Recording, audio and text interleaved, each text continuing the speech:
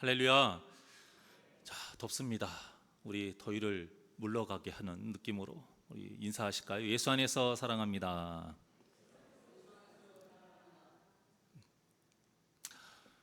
이 세상에서 실패하고 싶은 사람은 단 한 명도 없을 거예요.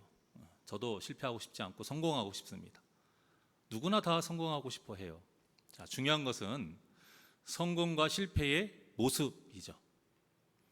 예수님을 믿어서 우리가 영생을 구하면서 하늘의 것을 생각해야 하는 영의 사람, 이것이 우리가 되어야 되는 삶의 모습인데, 성공과 실패를 세상적인 것으로 생각하고 사는 성도들이 얼마나 많이 있는지 모릅니다.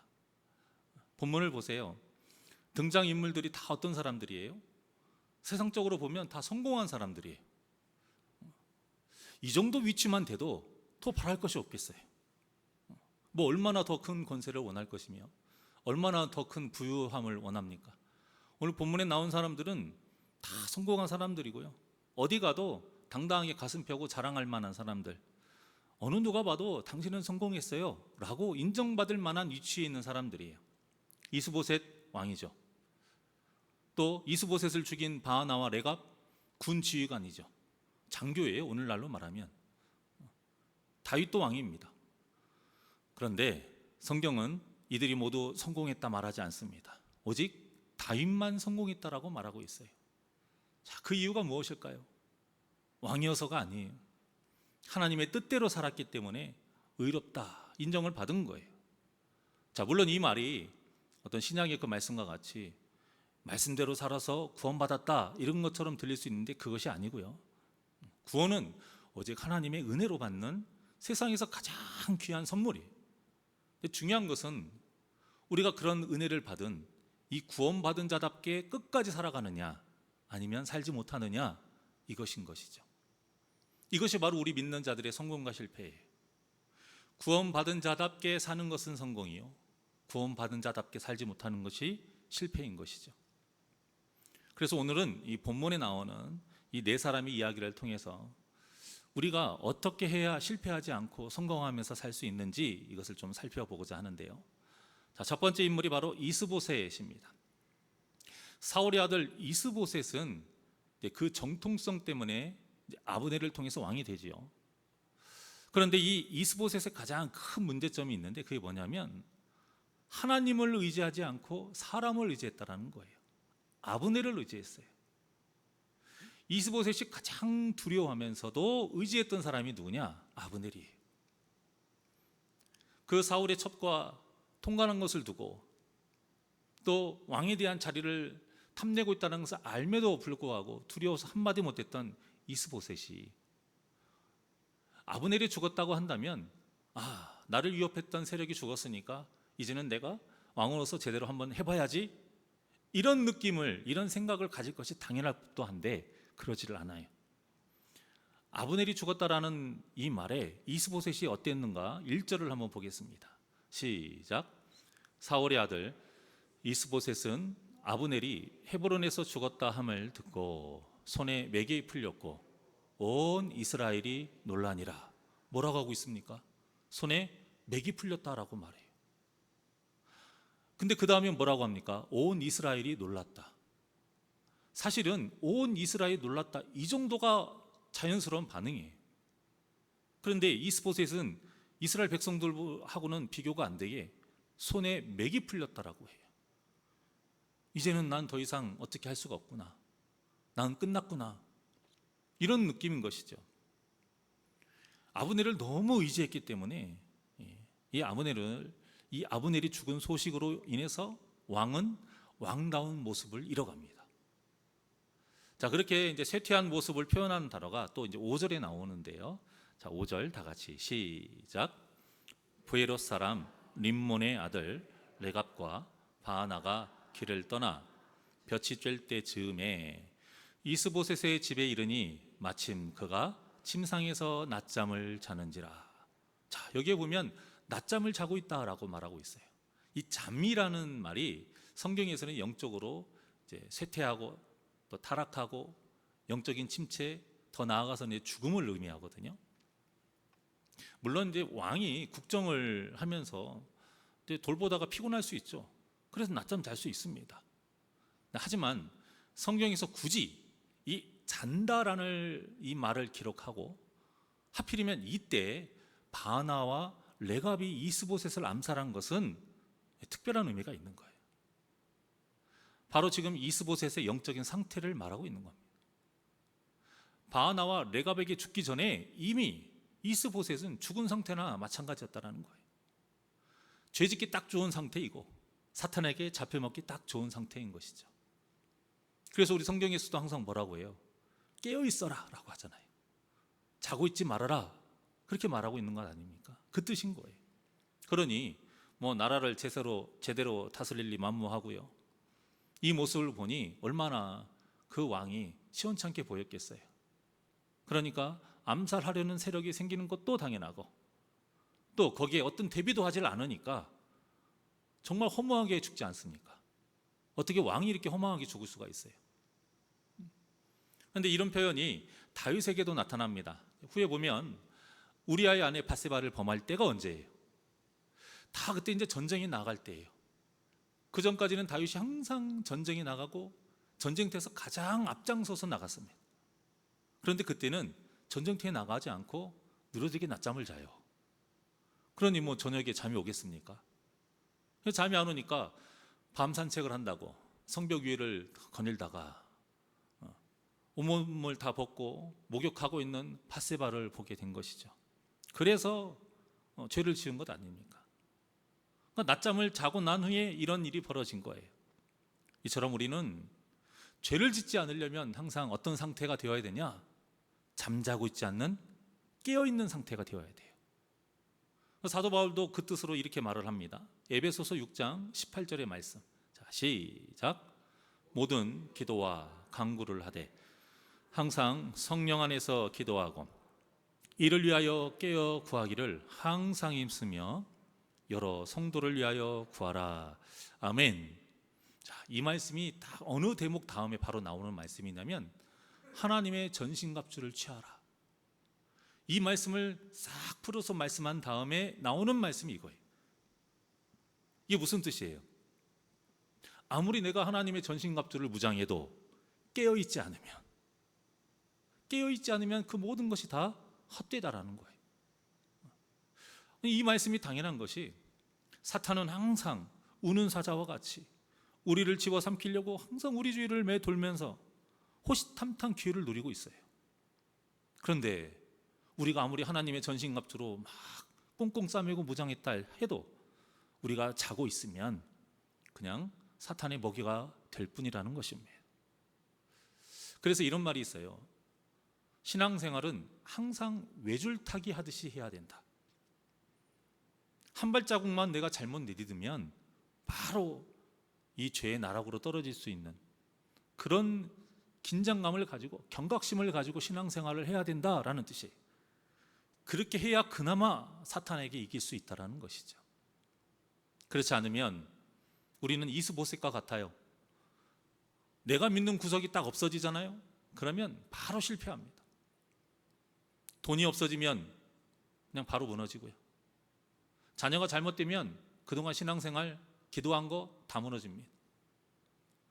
합격이 안 되거나 승진이 안 되거나 내가 정말 철저하게 준비했는데 완벽하다고 생각했던 일들이 어그러지잖아요. 그럼 주님 앞에 지금까지 헌신했던 것, 믿음 보였던 모습 다 헛것이 돼버려요. 그런데 우리가 엄밀히 따져서 돈이 없고 자녀가 잘못되고 일이 잘 안 되고 이런 것들이 천국 못 가게 하는 것 아니잖아요. 천국 가는 거하고는 아무 상관이 없는 것들이. 그런데 이런 일들이 하나님을 떠나는 구실이 돼요. 이런 일들이 우리가 구원받지 못하게 하는 방해물이 되니까 이거 얼마나 안타까운 일이 되겠어요.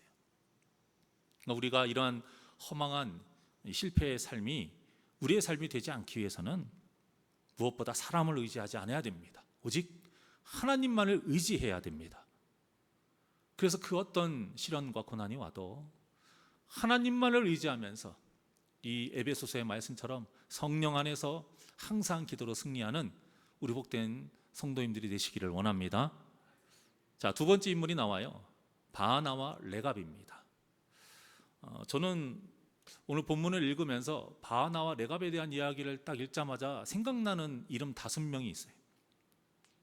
이근택, 이지용, 박재순, 권중영, 이완용. 누구예요? 우리가 흔히 말하는 을사오적이죠. 나라 팔아먹은 친일파. 이들이 무슨 애국심이 있겠습니까?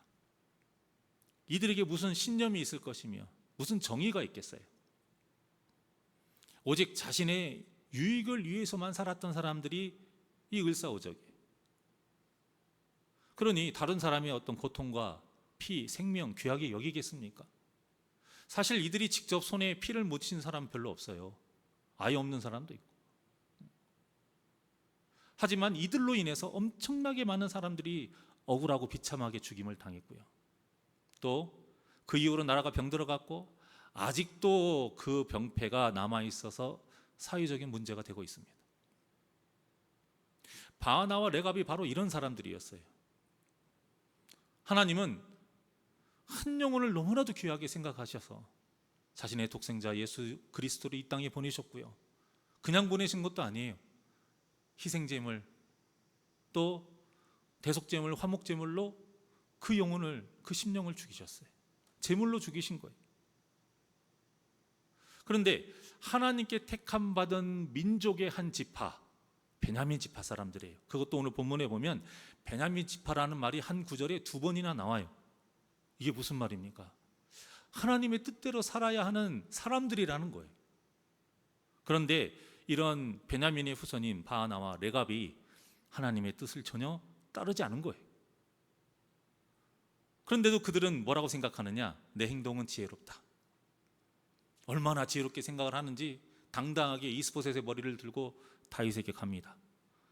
그러면 다윗이 그것을 기뻐하고 자신들을 받아주고 아브넬처럼 받아주고, 그리고 아브넬과 같이 했던 그 약속과 같이 자기네들에게도 한 자리를 또 주겠지, 당연한 거겠지라고 생각을 하고 갔는데, 그런 마음이 드러나 있는 본문이 8절이에요. 자, 8절 시작. 헤브론에 이르러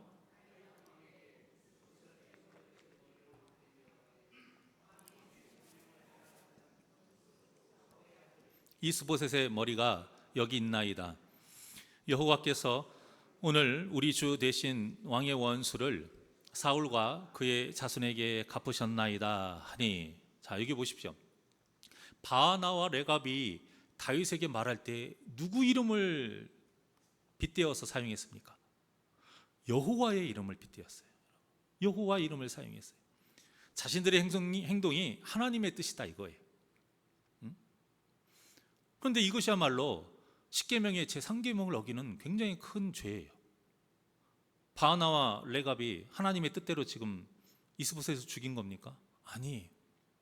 그런데도 자신의 행동이 떳떳하다, 하나님의 뜻이다 라고 말을 한 것, 이것이 하나님 여호와의 이름을 망령되게 부르는 죄, 십계명의 제3계명인 겁니다. 그런데 우리 믿는 자들이 가장 쉽게 나는 이런 죄를 짓지 않는다라고 착각하면서 많이 짓는 죄가 이 3계명이에요. 교회에서 분쟁이 일어날 때요, 그냥 그대로 여실히 드러나요. 일단은 적게는 2파죠. 많게는 3개, 4개, 5개 파가 나눠서 교회 분쟁이 일어납니다. 그런데 서로 다 똑같이 하는 말이 뭔지 아세요? 내 뜻이 하나님이 원하시는 뜻이다. 똑같이 말해요. 아니, 하나님의 뜻은 분명해요. 그리고 하나님의 뜻은 분명 하나인데 서로 다른 주장을 하는 사람들이 모두 다 자기들이 하나님의 뜻이라고 말을 해요. 이러니 하나님의 입장에서 얼마나 어이가 없겠어요. 그런데 우리들도 이런 문제 가운데 자유롭지를 못해요. 제가 이렇게 말씀드리면, 아니 저는 우리 교회에 그런 문제가 없었는데요, 그런 분쟁이 한 번도 가담한 적이 없는데요 라고 하실 수 있는데, 이것은 내 생각과 말과 행동이 하나님의 뜻이다, 그리고 나와 어떤 대립하는 사람, 분쟁이 있는 사람, 다투는 사람, 사이가 좋지 않은 사람은 하나님의 뜻이 아니다 라고 생각하는 것 자체가 우리가 지금 제3계명을 어기고 있는 거예요. 사실 우리가 이런 생각에 빠질 때가 얼마나 많이 있습니까? 근데 정말 잘 보셔야 돼요. 오히려 내가 상계명을 어기고 오히려 내가 하나님 뜻에 맞지 않는 죄를 짓는 경우가 얼마나 많이 있는지 몰라요. 이런 모습도 결국에는 분별력이 없기 때문에 생기는 문제입니다. 우리가 분별력, 영적으로 분별을 하자라고 하면 보통 이 정통교회와 이단을 나누는 어떤 그런 것으로만 생각하는데요, 그것은 하나의 일부분이에요. 가장 중요한 분별력은 무엇이냐? 말씀을 통해서 내 자신을 바르게 판단하는 것이 가장 중요한 분별력이에요.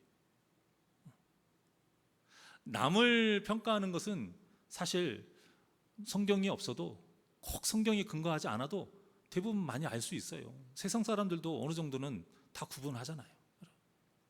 중요한 건 내 자신을 분별하는 것이 참 쉽지 않다라는 것이죠. 제가 어느 자료를 보니까요, 한국교회 성도들이 세계에서 이 말씀을 듣는 태도 1위랍니다. 지금 이렇게 예배 시간에 말씀을 경청하고 듣는 이 태도, 정말 이 태도만 보면은 세계 1위래요.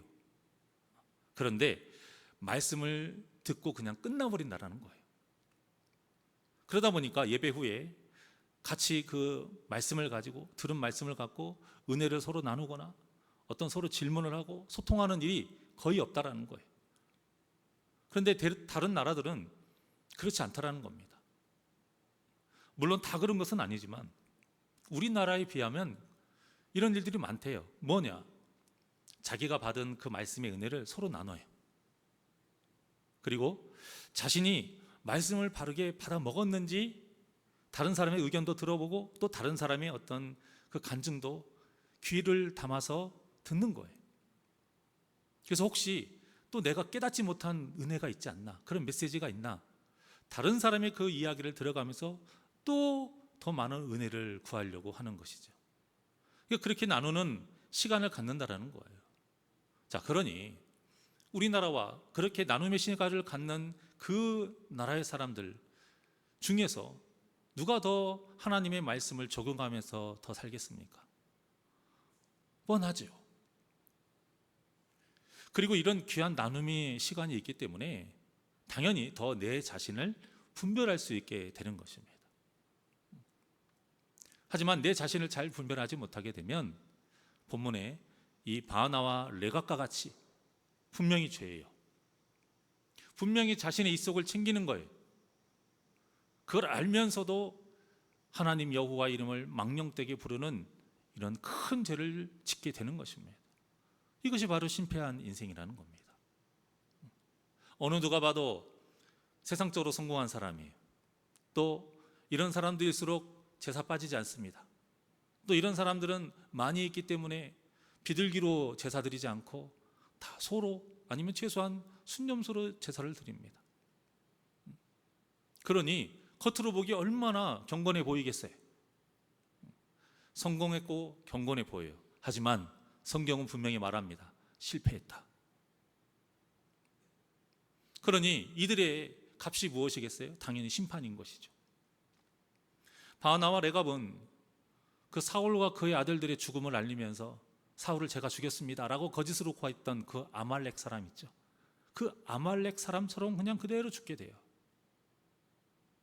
그러면 다윗은 왜 이 바나와 레갑을 처형했을까요? 자, 이것이 우리가 살펴볼 마지막 세 번째 인물 다윗의 이야기입니다. 사실 왕의 입장이라면 이 바나바와 레갑 이런 사람에게는 상을 줘야 돼요. 적국의 왕의 머리를 알아서 자신에게 바쳤으니 상을 줘야죠. 이러면 얼마나 좋은 일이 있는지 아십니까? 더 이상 불필요한 전쟁을 안 해도 돼요. 그러면 죄 없는 백성들의 피를 흘리지 않아도 되고요. 또 국력이 약해지거나 땅이 피폐해지는 일도 생기지 않게 됩니다. 나쁜 일이 하나도 없어요. 왕의 입장에서 다 좋은 일뿐이에요. 그런데 다윗은 전혀 기뻐하지 않았어요. 그 이유는 간단합니다. 하나님이 원하시는 뜻이 아니기 때문이에요.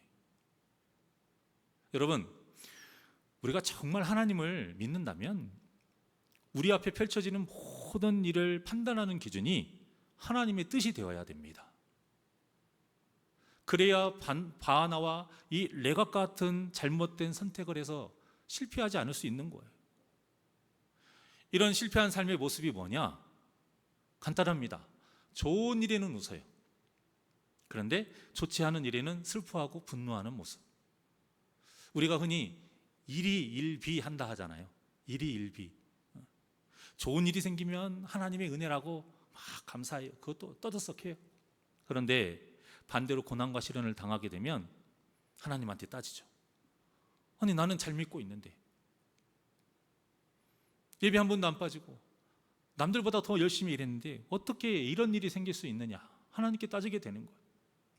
자, 이 말이 결국 무슨 말이냐면, 세상적으로 잘 되는 삶을 살아야 하나님의 은혜라라고 고백한다라는 거고요, 복 받았다라고 말한다라는 거예요.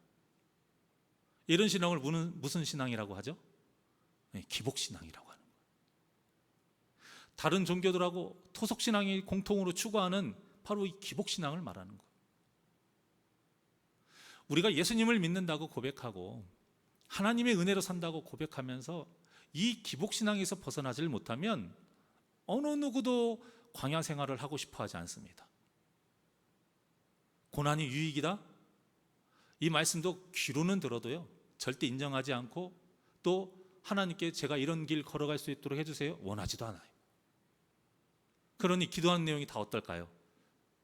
내가 먹을 것, 내가 마실 것, 내가 입을 것, 그것들을 위해서만 기도하고요, 내일 더 풍족하고 잘 되기 위해서 내일 일을 염려하면서 기도해요. 주님의 나라와 의를 위하는 일이요, 거부하지는 않습니다. 그런데 어떻게 기도를 하느냐? 일단은 내가 먼저 잘 된 후에, 내가 먼저 잘 된 후에 제가 더 열심히 할게요, 내가 먼저 잘 된 후에 그때 더 많이 바칠게요 라고 하면서 밀어버려요.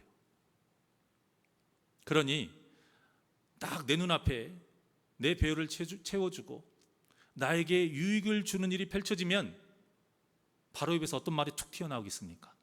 야, 하나님의 은혜네, 야, 하나님이 갚아주셨네, 밑도 끝도 없이 그렇게 나오는 거예요. 자, 그런데 이 말이 본문에서 누가 한 말과 똑같느냐? 바하나와 레갑이 다윗에게 한 말하고 똑같은 겁니다. 보십시오. 다윗 당신에게 지금 좋을 일이 펼쳐졌습니다. 이스보셋의 머리가 다윗에게 얼마나 당신에게 좋은 일 아닙니까? 이게 다 하나님이 예비하신 일이에요. 그렇게 말을 하고 있는 거예요.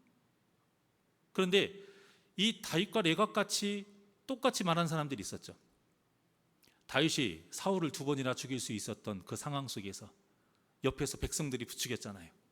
이 모든 일이 하나님이 차려준 밥상이에요. 숟가락만 떠서 드십시오. 그것도 힘드세요? 제가 떠서 먹일 테니까 그냥 받아서 드시기만 하십시오. 손에 피 묻힐 일도 없습니다. 제가 대신 찔러 드릴게요. 옆에서 이렇게 말하지 않았습니까? 그런데 이때마다 다윗은 자신에게 유익한 그런 선택을 하지 않았어요. 사실 그때 다윗이 그 선택을 했으면 더 이상 도망 다니지 않았어도 됐고요, 고생하지 않았어도 됐어요. 왕도 더 빨리 됐고 국력도 더 키울 수도 있었습니다. 하지만 다윗은 분명했어요. 간단했어요. 하나님의 뜻이 아니다. 하나님이 기름 부어 세운 그 사람을 하나님 손에 맡겨야지 어떻게 내 마음대로 그 생명을 취할 수 있겠느냐, 그거예요. 그런데 이 마음이 얼마나 귀하냐면요, 성도를 대할 때 사랑한다라는 게 이 마음에서 비롯되는 거거든요. 우리가 성도를 사랑해라, 원수를 내 몸과 같이 사랑해라, 이것이 너무나도 거창하게 바라보는데 할 수 없습니다. 여러분, 내가 막 그렇게 변해서 못해요. 내가 그런 사람이다, 그런 사랑을 받았다라는 걸 인정할 때에 여러분 그런 사랑을 할 수 있는 거예요. 누구에게 그런 사랑을 받았습니까? 하나님께 받은 거 아닙니까? 나는 구원받을 수 없는 사람인데, 죽어 마땅한 사람인데 하나님께 그 사랑을 받았어요. 그런데 내 주위에 있는 이 모든 사람들이 성경에 보니까 다 뭐라고 해요? 예수님의 핏값으로 세운 사람이래잖아요. 다윗이 사울을 그렇게 바라본 거예요. 하나님께서 기름 부어 세우신 종이다 이거예요. 하나님께서 기름 부어 세우신 종이 목사만 그럽니까? 아니에요, 여러분. 우리 성도님들이 다 하나님이 기름 부어 세우신 종이, 그 종 중에 리더로 세운 사람이 목사일 뿐이에요. 그렇기 때문에 그 성도를 내 마음대로 정죄한다는 게 뭐예요? 판결 내리고 죽인다라는 거예요. 여러분, 그게 엄밀히 말하면 그 뜻이에요. 내가 재판관에 대해서 저 성도가 뭔 잘못을 했어요, 저건 용서받지 못할 거예요. 사형이 별거입니까? 사랑 안 주고 왕따시키고 사람들에게 안 좋은 말을 해서 그 사람 괴롭히게 하고, 물론 우리 교회는 그러지는 않지만 그렇다라는 거예요. 신앙의 원리가. 그 일이 별거 아닌 것이 아니라는 겁니다. 그런 일들이 굉장히 큰 죄라는 거예요. 그리고 그런 일들이 왜 벌어지느냐? 성도를 하나님께서 기름 부은 종이라고 생각하지 않기 때문이라는 거예요. 다윗은 간단해요. 하나님이 기름 부어서 세우신 그 종을 왜 어떻게 내 마음대로 할 수 있느냐? 아무리 그 사람이 나에게 피해를 줘도 내 손으로 죽이면 안 된다 이거예요. 아무리 나에게 상처를 준 사람이 있다 할지라도 사람들이 다 그래, 당신이 억울하지, 저 사람이 잘못했지 했다 할지라도 그러지? 그렇게 동조하지 않는다라는 거죠. 그래도 우리가 그 사람을 사랑해야지. 그래도 하나님이 사랑하시는 귀한 영혼이잖아. 이렇게 할 줄 알아야 된다라는 거예요. 이것이 다윗이 행한 일이에요. 이것이 또한 우리가 말하는 믿음이라는 겁니다. 여러분, 하기 힘든 일을 하는 것도 어렵지만 충분히 할 수 있는데도 하지 않는 것도 그에 못지않게 어려워요. 자, 그리고요, 죄에 관련돼서는 사탄이 우리에게 죄를 짓게 할 때 하기 힘든 일을 하라고 해서 죄를 짓게 하지 않습니다. 다 뭐예요? 할 수 있는 거를 다 앞에다 펼쳐놓고 하라고 죄를 짓게 하는 거예요. 자, 간단한 예로 아담과 하와가 죄를 지었어요. 선악과가 저기 10m, 20m 위에 나무 위에 달려있지 않았습니다. 어디에 있었습니까? 손만 대면 따먹을 수 있는 아주 따먹기 좋은 위치에 있었어요. 사탄은 우리에게 죄를 짓게 할 때 이런 식으로 짓게 해요. 할 수 없는 것을 할 수 있게끔 해서 죄를 짓게 하는 게 아니라 내가 너무나도 쉽게 할 수 있는 그 선택을 다 주면서 할 수 있잖아, 주워 먹어, 이렇게 죄를 짓게 합니다. 그래서 여러분, 우리가 죄를 짓지 않는다는 건 결국 뭐냐면 할 수 있는 것을 하지 않는 것이 믿음인 거예요. 우리의 거룩한 선택은 다 그거예요. 할 수 있는데 하지 않는 것. 오히려 하기 힘든 걸 하는 것은 하나님께서 우리에게 주신 광야 같은 생활. 자, 그것은 뭐 사탄의 행함이 아니에요. 하나님의 뜻일 가능성이 더 많아요. 대부분이 그래요.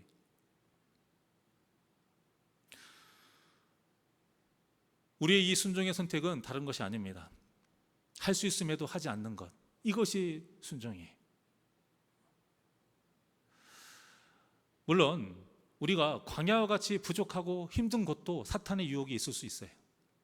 하지만 아무래도 풍족한 애굽보다는 부족한 광야일 때 하나님을 더 찾죠. 더 하나님을 의지하기에 더 좋은 환경이에요. 그리고 이때가 바로 고난이 유익이 되는 환경이기도 합니다. 고난이 유익이란 말이 어떤 말입니까? 일단은 고난을 당해야 된다는 말이잖아요. 지금은 아주 유명한 교회 담임 목사님이신데 이분이 옛날에 사역할 곳이 없었던 거예요. 어디 갈 데가 없어요. 불러주지도 않고 뭐 흔히 말하는 든든한 어떤 배경도 없어서 누가 뭐 추천해 주는 사람도 없는 거예요. 그래서 이제 13년 동안 무보수로 맹인 학교를 섬긴 적이 있었습니다. 이분이 앞을 보지 못하는 아이들이니까 그 아이들 딱 보는데 자기를 보는 것 같은 거예요. 갈 곳도 없고 비전도 없는 캄캄한 어떤 자신의 인상하고 똑같이 보이는 거예요. 그런데 이 목사님이 나중에 뭐라고 고백하시냐면, 내가 그 아이들과 13년 동안 함께했던 시간이 없었다면 내가 지금 사꾼 목사가 되지 않았으리라 자신할 수 없다. 이렇게 고백을 했어요. 그분이 그 아이들과 함께하면서 두 가지 큰 어떤 복을 얻었는데, 하나는 소외된 약자들을 향한 하나님의 마음을 그대로 느낀 거예요. 그 마음을 그대로 가지게 된 거예요. 그 아이들과 함께하다 보니까, 그 소외된 아이들과 그 약자들과 함께하다 보니까 그 후에 갈수록 더 큰 목회를 하게 됐거든요. 뭐 큰 목회, 작은 목회는 없지만 큰 규모의 교회를 맡게 되고 점점 성도가 더 훨씬 많이 몇천 명 불어났는데, 그때에도 어떤 경우에도 사람을 대할 때 편견을 갖지 않게 됐다고 합니다. 무엇 때문에요? 그 13년 동안 그 아이들과 함께한 것 때문에. 또 그 아이들이 눈이 보이지 않잖아요. 그러니까 그 아이들에게 성경을 가르칠 때 뭐 그림을 보여줄 수도 없고 PPT도 보여줄 수도 없고, 뭐 예를 들어서 예수님의 보혈의 뭐 피 빨간색, 그 아이들이 빨간색이 무엇인지를 알아요? 모르잖아요. 그러니까 그 아이들에게 성경을 어떻게 하면 재밌고 쉽게 가르쳐 줄 수 있을까 고민하면서 그 아이들을 가르치다 보니까 성경을 쉽고 재미있게 가르치는 실력이 늘어난 거예요. 그러다 보니 이 목사님이 나중에 기독교 방송에서 성경을 가르치게 됐고요. 아직도 그 영상이 많이 남아있어요. 그리고 지금까지도 많은 성경 그 강해집을 내셨고, 그래서 목회자와 성도들에게 큰 도움을 주고 있습니다. 저도 이분의 강해집은 거의 다 있어요. 그때 이분이 깨달은 것이 있었어요. 하나님께서 우리를 비바람이 부는 그런 벌판으로 내모실 때에는 우리를 버리신 것이 아니라 우리를 위해 뭔가 중요한 일을 준비하시기 때문이구나. 이것을 깨닫게 된 거예요. 그런데 막상 우리가 그때 고난을 당할 때 이런 걸 깨닫기가 쉽지가 않잖아요. 저 또한도 그런 여러 가지 부교육자의 사역을 통해서 쉽지 않았습니다. 그런데 지금 돌아와서 생각해보고, 아니하고도 항상 얘기하면서 말하지만, 틈날 때마다 말하지만, 힘들었지만 고생도 많이 했지만 우리가 그 시간이 없었다라면 그나마 지금 이 모습을 우리가 갖출 수 있었을까? 우리에게 반드시 필요했던 시간이었고, 하나님께서 우리에게 예비하신 정말 귀한 값진 시간이었다. 항상 말을 합니다. 사랑하는 여러분, 이 고난과 시련도 우리를 향해 베푸시는 하나님의 은혜의 방식인 것을 깨닫기를 바랍니다. 우리의 신앙생활이 실패하지 않으려면, 그래서 먼저는 무엇이 필요하냐? 우리를 향한 하나님의 사랑을 의심하지 않아야 돼요. 오늘 새벽에도 말씀을 전했지만, 부모가 자녀에게 매를 들 때 알잖아요. 사랑으로 드는 매인지 감정적으로 드는 매인지. 우리의 신앙생활 실패는 단계 아니에요. 하나님께서 우리에게 매를 들었다고 우리가 할 때에 그 매가 사랑이 담겨 있지 않다, 원망과 불평하면 실패하는 거예요. 그런데 그 매를 우리를 사랑하시기 때문에 들었노라. 그래서 내가 엇나가지 않도록 인내할 때에 성공할 수 있다는 거예요.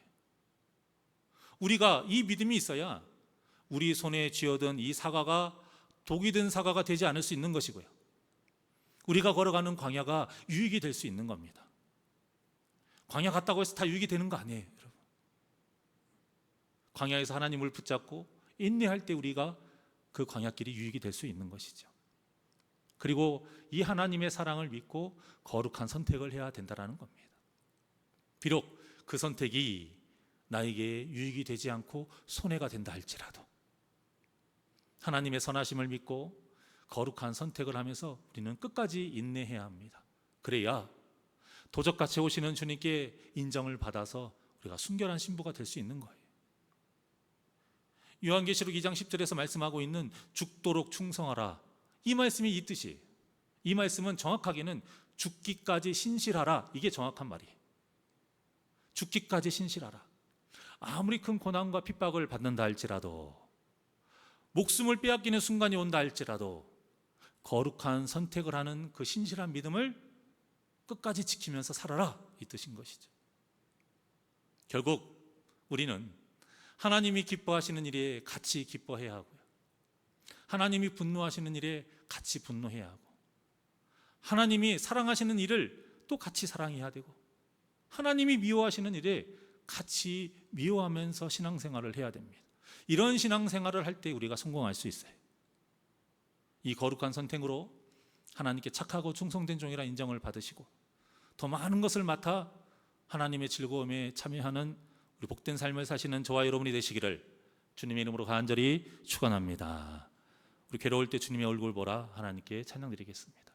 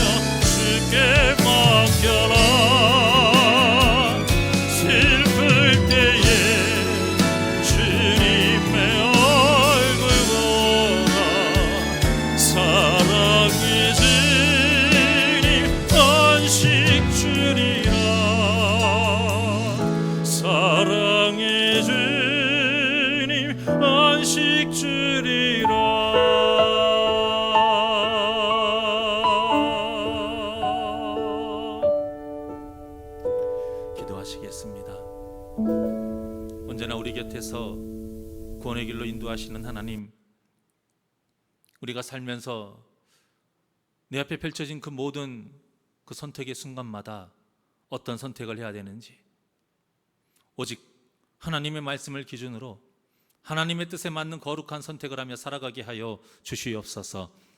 아무리 내 유익을 가져다 주고 아무리 내 배를 채우고 아무리 세상적인 성공을 가져다 준다 할지라도 하나님이 원하시는 길이 아니라면 걸어가지 않게 하여 주시옵시고, 하나님이 원하시는 자리가 아니라면 앉지 않게 하여 주시옵시고, 하나님의 뜻에 맞는 그 방법이 아니라면 선택하지 않게 하여 주시옵소서. 이 거룩한 선택을 하는 믿음이 우리 삶의 평생에 있기를 원합니다. 죽도록 충성하라, 죽기까지 신실한 이 거룩한 선택을 하며 살아가는 삶을 살게 하여 주시옵소서. 그래서 주님께서 원하시는 그 승리하는 삶, 성공하는 삶 살게 하여 주시어 이 땅에 하나님을 영화롭게 하는 우리 복된 성도님들 되게 하여 주시옵소서. 감사함이 예수님의 이름으로 기도하옵나이다. 아멘.